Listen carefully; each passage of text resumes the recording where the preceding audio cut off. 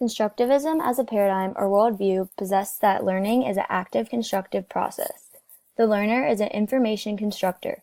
People actively construct or create their own subjective representations of objective reality.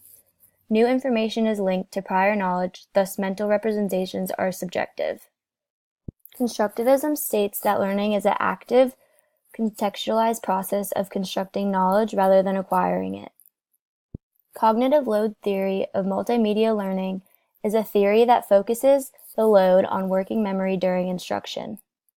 John Sweller describes the human cognitive architecture and the need to apply sound instructional design principles based on our knowledge of the brain and memory. Sweller first describes the different types of memory and how they are interrelated, because schemas held in long-term memory acting as essential executives directly affect the manner in which information is synthesized in working memory.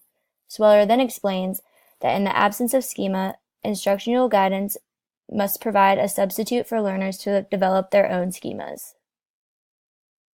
Cognitive theory of multimedia learning is defined as it's based on three main assumptions. There are two separate channels, the auditory and visual, for processing information. There is limited channel capacity in that learning is an active process of filtering, selecting, organizing, and integrating information.